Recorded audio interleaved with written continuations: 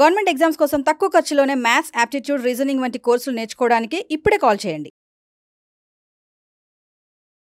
ఏ 1300, B 1450. Almost అందరూ solve చేస్తారు. ఒక నాన్ మ్యాథ్స్ స్టూడెంట్ ఉంటే ఈ క్వశ్చన్ ఎందుకు వేశారు సార్? ఆప్షన్లు చూడండి సార్ ఎంత అడ్డదిడ్డంగా ఉన్నాయో.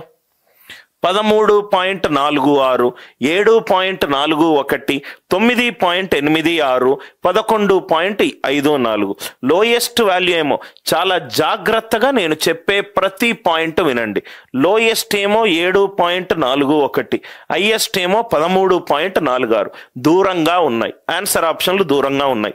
అది నేను చూడంగానే ఫస్ట్ అబ్జర్వ్ చేసిన పాయింట్. ఏ 1300, బి 1450.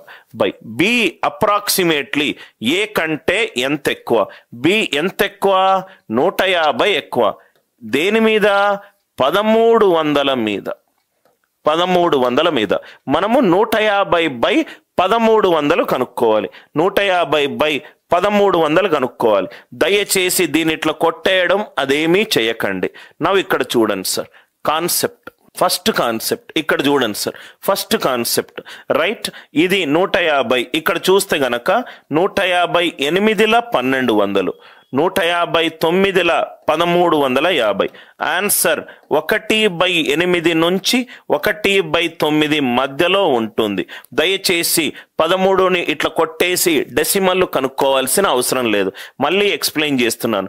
150/1300, 150/1300 ఇంటూ 100%.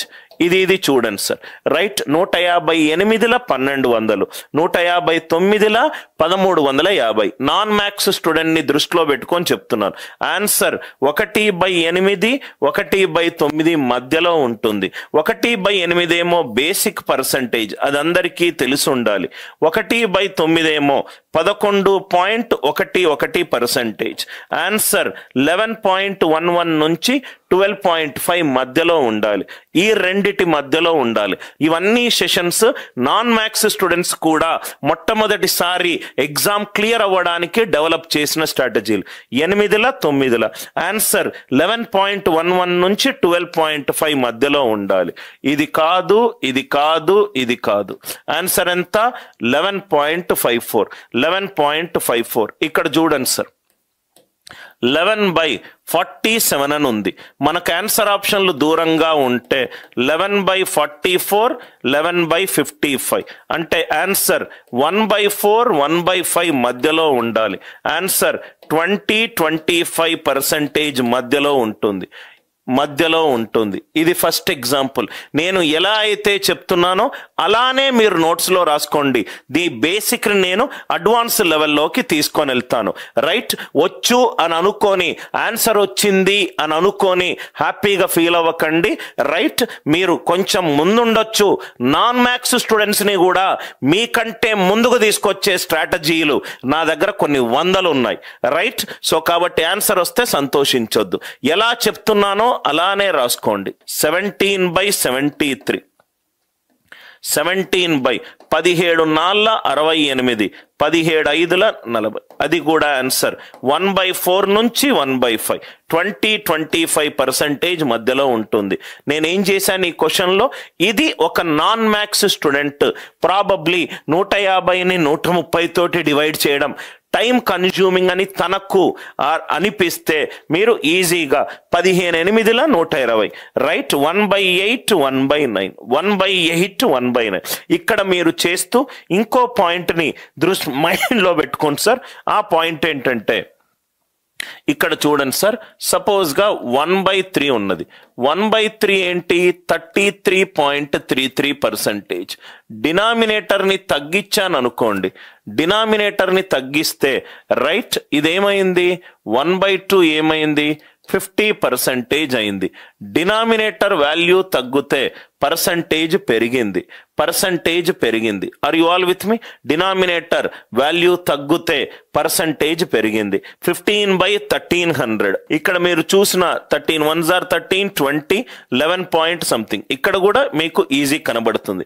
నేను దీని దగ్గరికి వస్తాను సార్. ఫస్ట్ కాన్సెప్ట్ అందరికీ అర్థమైందా? 13 12 156. మనము చేస్తున్న టాపిక్ పేరేంటి సార్? అప్రాక్సిమేషన్. ప్రతి క్వశ్చన్లో మనం ఈ లాజిక్ యూస్ చేస్తాము. అప్రాక్సిమేషన్ అనే లాజిక్ మనము యూస్ చేస్తాము. అర్థమవుతే ఎస్ అని చెప్పి రిప్లై చేయండి. ఇది నేను ఒకసారి క్లాస్లో చెప్పాను, మళ్ళీ ఈ కాన్సెప్ట్ నేను ఎక్స్ప్లెయిన్ చేస్తున్నాను. చాలా జాగ్రత్తగా వినండి సార్, చాలా జాగ్రత్తగా వినండి. Approximation, approximation, approximation. సపోజ్గా 13/66 అని ఉంది. 13/66 అని ఉంది. 13/66 ఎప్పుడు మీరు రైట్ భిన్నాలు అప్రాక్సిమేట్ చేయాలనుకుంటే ఓన్లీ హైయెస్ట్ వాల్యూ మీద మాత్రమే ఫోకస్ పెట్టండి. 13/65 ఆన్సర్ 20%. ఆన్సర్ 20%. డినామినేటర్ వాల్యూ పెరిగింది కాబట్టి పర్సంటేజ్ వాల్యూ తగ్గుతుంది. ఆన్సర్ జస్ట్ లెస్ దాన్ 20%. ఆన్సర్ జస్ట్ లెస్ దాన్ 20%. 17/99 17/99 ఎప్పుడు అప్రాక్సిమేట్ చేసినా లార్జెస్ట్ వాల్యూని మాత్రం అప్రాక్సిమేట్ చెయ్యండి. 17 మల్టిపుల్ ఏంటి? 102. 17/102 1/6 16.66. డినామినేటర్ వాల్యూ పెరిగింది కాబట్టి పర్సంటేజ్ వాల్యూ తగ్గుతుంది. Answer just less than 16.67. ఈ రెండు ఎగ్జాంపుల్స్ అందరికీ అర్థమైందా? అందరికీ I hope the logic it is clear. సపోజ్గా 98 into 101 ఉన్నది. ఇక్కడ మీకు డౌట్ ఏంటంటే సార్ నేను 100 into 101 చెయ్యాలా, 98 into 100 చెయ్యాలా? నియరెస్ట్ వాల్యూ రావాల్సినప్పుడు, ఎప్పుడైతే మనకు అప్రాక్సిమేషన్ లబ్ధాలు కనుక్కున్నప్పుడు కానీ లేకుంటే భిన్నాలను చేసేటప్పుడు కానీ మనకు ఏమవుతుంది అనంటే లార్జెస్ట్ వాల్యూ మీద మాత్రమే ఫోకస్ చేస్తాం. లార్జెస్ట్ వాల్యూని మాత్రమే ఫోకస్ చెయ్యండి. అంటే ఈ వాల్యూ దీనికి అతి దగ్గరగా ఉంటుంది, ఈ వాల్యూ దీనికి అతి దగ్గరగా ఉంటుంది. దయచేసి ఈ పాయింట్ని నోట్స్లో రాసుకోండి. అది భిన్నాలైనా లేకుంటే లబ్ధాలైనా హైయెస్ట్ వాల్యూని మాత్రమే అప్రాక్సిమేట్ చెయ్యాలి. హైయెస్ట్ వాల్యూని మాత్రమే అప్రాక్సిమేట్ చెయ్యాలి. రైట్? ఇప్పుడు 2/3 8/5 2/3 8/5 అని ఉన్నది. 2/3 8/5 చెప్పేది యాజ్ ఇట్ ఈజ్ గా స్ట్రక్చర్ ప్రకారం నోట్స్ లో రాసుకోండి. రెండు లబ్ధాలు ఉన్నాయి సార్, రెండు భిన్నాలు ఉన్నాయి. రెండు 2/3 అండ్ 98/5. ఈ రెండు భిన్నాల్లో ఏది పెద్దది ఏది చిన్నది? ఫస్ట్ చిన్న ఎగ్జాంపుల్ తీసుకుందాం, దాని తర్వాత పెద్ద ఎగ్జాంపుల్ తీసుకుందాం. 2/3 8/5. 2/3 5/8 తీసుకుందాం.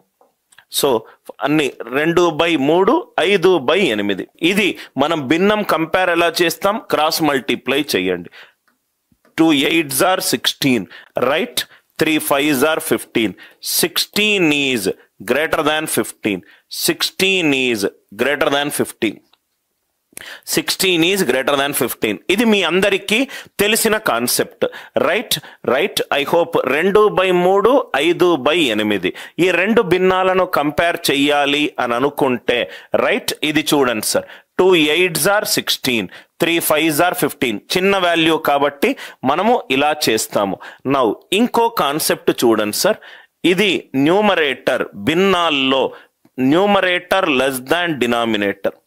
Numerator less than denominator.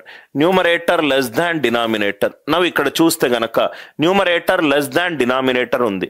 ఇది 1/2, ఇది 3/4, ఇది 5/7, ఇది 7/9. ఇక్కడ మీరు అబ్జర్వ్ చేస్తే అన్నీ కూడా న్యూమరేటర్ లెస్ దాన్ డినామినేటర్ ఉంది. Numerator less than denominator. ఇక్కడ మీరు అబ్జర్వ్ చేస్తే 1/3 ఎంత? 33.33. 3/4 ఎంత? 75. 5/7 ఎంత? 50. 71 సంథింగ్. ఇదెంత? 77.77. ఇదెంత 77.77. 1/3, 3/4, 5/7, 7/9. నా దీంట్లో అతి పెద్దది ఏది సార్?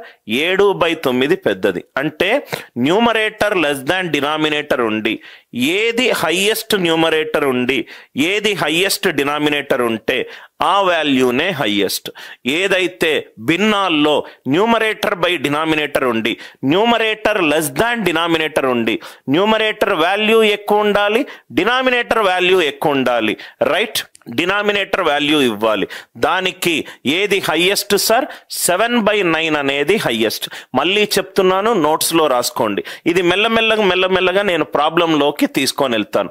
మెల్లమెల్లగా నేను ప్రాబ్లంలోకి తీసుకొని వెళ్తాను. ఇక్కడ చూడండి sir, 1/3, 3/4, 5/7, 7/9. 1/3, 3/4, 5/7, 7/9. Numerator less than denominator ఉండి ఏదైతే న్యూమరేటర్ ఎక్కువ ఉన్నదో ఏదైతే డినామినేటర్ ఎక్కువ ఉన్నదో ఆ వాల్యూ పెద్దది.